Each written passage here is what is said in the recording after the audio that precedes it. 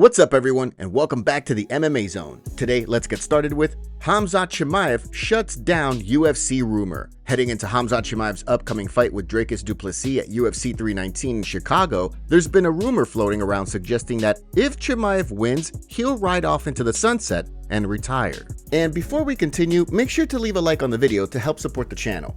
During an interview with ESPN's Brett Okamoto this week, Chimaev shot down the rumor, joking that he won't be able to retire off the money he makes for winning the belt. You know, there's this rumor out there that if you win the championship, that you will retire.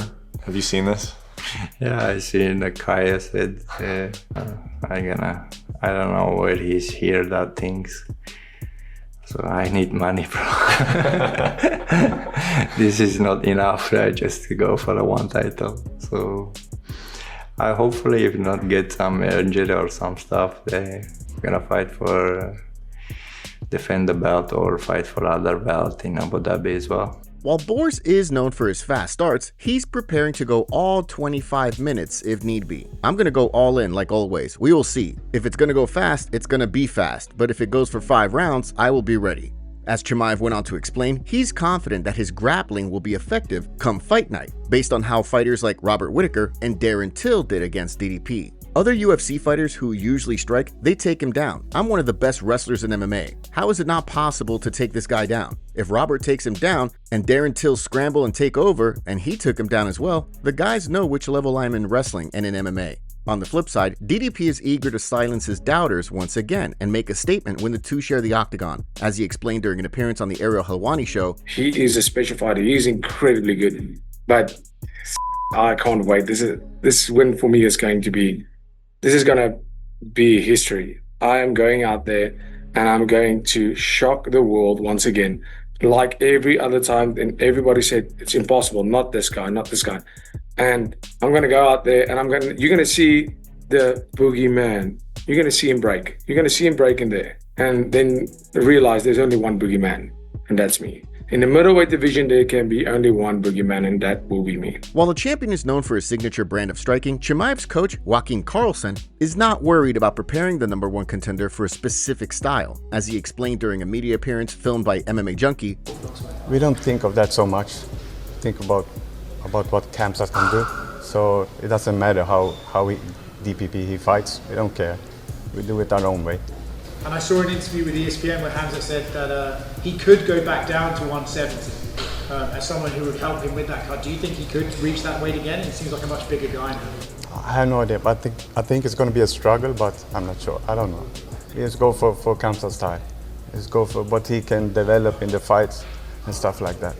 With just 2 weeks to go, DDP is continuing to take shots at his opponent, this time cracking a joke about Khamzat getting a cold during an appearance on Fox Chicago.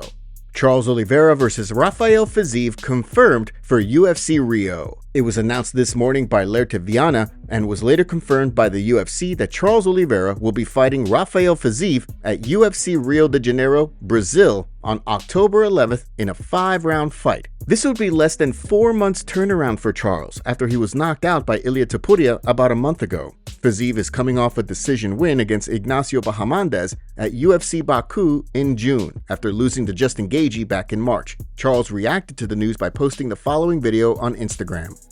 Fala minha família, bom dia, boa tarde, boa noite. Não sei que hora vocês vão estar olhando esse vídeo, mas primeiramente quero agradecer demais a Deus por mais uma oportunidade gigante que ele vem me dando. E logo em seguida, Dana White, Hunter, Shane Shelby, obrigado por ter atendido o meu pedido.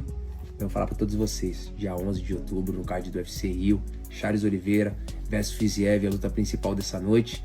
Então galera, eu tô muito feliz por tudo isso.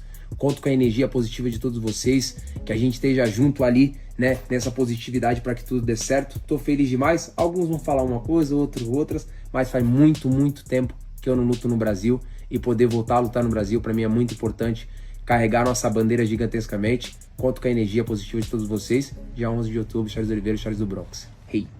Who do you see winning at Rio de Janeiro? Charles Oliveira or Rafael Fiziev? Let us know your prediction in the comments below. Arman Tsarukyan teases fight with Ilia Topuria. Although Dana White indicated after Ilia Topuria's UFC 317 win that Arman Tsarukyan weighing in as the backup fighter was a good step towards regaining the trust of the promotion, White did not make it sound like Tsarukyan will be next in line for a crack at the belt. Despite that, the American gangster, aka Chael Sonnen, recently claimed that Tsarukyan would be next up for the crack at the title. During an appearance with MMA Junkie, the streaking contender reacted to the rumors, teasing a fight with Topuria. I wanna fight for the title. I've been waiting so long, and Chael Sonnen maybe knows something.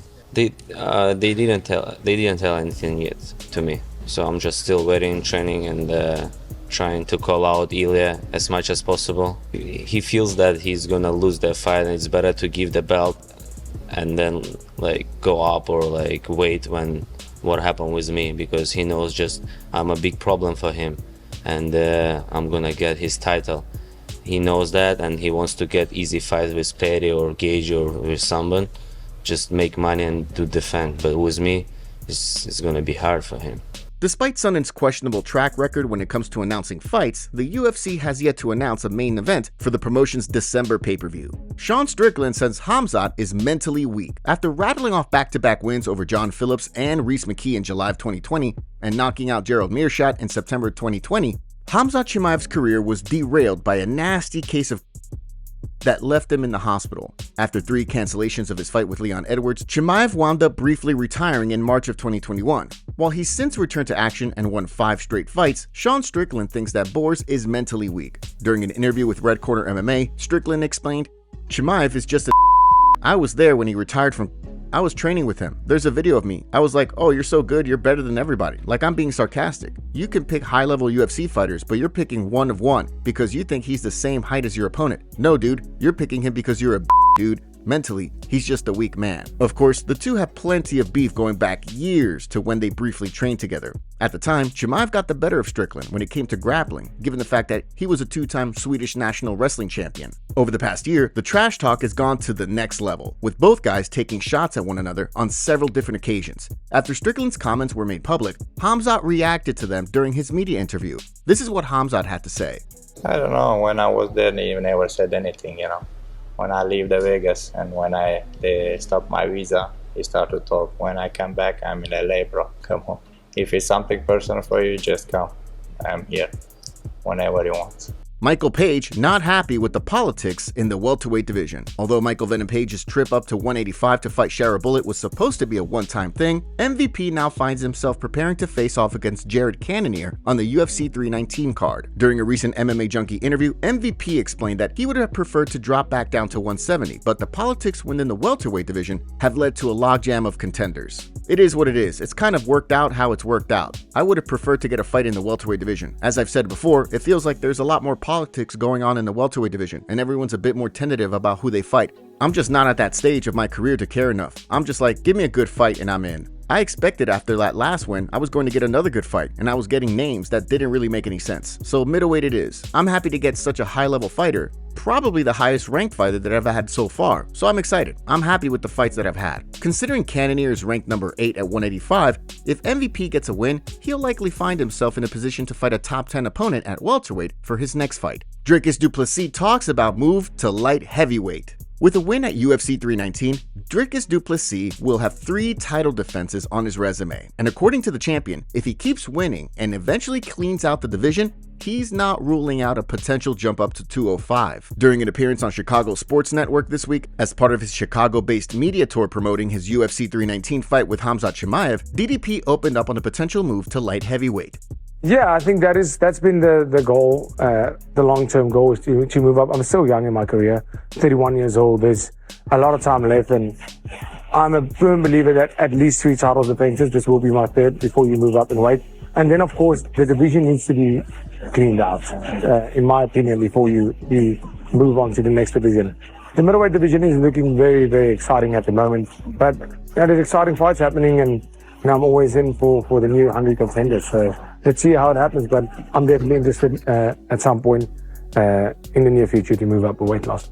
As the champion went on to explain, he currently walks around at somewhere between 225 and 230 pounds outside of camp, meaning that a cut down to 205 would not only be far less taxing than the cut to 185, but also pretty on par for the average light heavyweight. I do walk around at around 225, 230. That's my walk around weight out of camp, of course, and then in camp we start to slim down. With his sights set on several more title defenses at 185, it'll be interesting to see what's next for the champion if he emerges victorious from his upcoming fight with Chimaev. Steve Erceg sends a warning to Joshua Van. Steve Erceg knows a thing or two about fighting Alexandre Pantoja. After signing with the UFC and going 3-0 inside the octagon, Erceg wound up fighting Alexandre Pantoja in just his 4th UFC fight, dropping a unanimous decision to the flyweight kingpin. The way Erceg sees things, when streaking contender Joshua Van shares the octagon with Pantoja either later this year or early next year, he's in for a rude awakening. During an interview with MMA Junkie, he explained, "I think Pantoja wins pretty handily. Look, Van's very young, great boxing. I can't see him being able to stop the grappling of Pantoja. Yes, he has shown good takedown defense against the Japanese bloke Tsuruya, who had good Greco and stuff like that, but the way he wrestles compared to Pantoja is very different. Pantoja is going to make it very chaotic, and he's going to get weird little takedowns off like trips. He does doubles and bolocks. Once he gets him down, he doesn't have to get him down and hold him down. He'll be on his back so fast, I don't see it lasting very long." So far, no word on when Van will fight for the title. However, the hope is that the fight gets added to the UFC's pay-per-view at the end of the year in December. Breaking: UFC announces pay-per-view buys are down in 2025. There's been tons of talk over the past few months about the UFC needing more stars. And as it turns out, the promotion's pay-per-view buys have not been living up to expectations. During an earnings report this week, it was revealed that after an increase in price, the UFC's pay-per-view buys are down in 2025. As analyst Robert Joyner wrote on social media, from Disney's earnings report, ESPN paid UFC less money in Q3 of 2025 than Q3 of 2024 because of lower average buys per event. Translation: already bad pay-per-view numbers got worse year over year. UFC needs a superstar for these numbers to recover, with none in sight. Despite that, as TKO president Mark Shapiro indicated, the promotion is, quote, in the home stretch when it comes to negotiating their next broadcasting rights deal. Although he didn't give any indications as to what company or companies they're close to finalizing a deal with, the WWE notably signed a broadcasting rights deal with ESPN that will see pay-per-views aired on ESPN platforms starting in 2026. Based on Shapiro's comments during Wednesday's earnings call, the UFC could wind up re-signing with ESPN too. So they're direct to consumer, you just can't beat that proposition. And of course, that's driven by the fact that ESPN's linear platform is absolutely unmatched in the industry. On the ESPN side, they saw this as big audience content that travels to any platform. It's a very loyal audience. They were firm in agreement that both WWE and the UFC content, for that matter, attracts new subs, attracts cord nevers. Very important. Those folks have never, those young folks that have never signed up to cable or satellite. They are streamers from birth, if you will. They saw that with our content, and they also knew we were the antidote to churn. And of course, that track record with UFC and what we built at ESPN Plus played into our favor. Another subset of your question, what made us feel okay walking away from Netflix?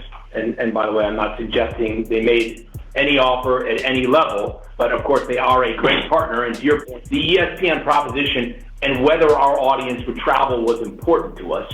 I would tell you firm confidence that we were going to be able to build off what we currently have. As Joyner indicated via social media, both he and veteran reporter John Nash are estimating that the UFC's next media rights deal will see ESPN, or whatever company they sign with, pay $325 to $400 million, about the same figure as ESPN's WWE deal.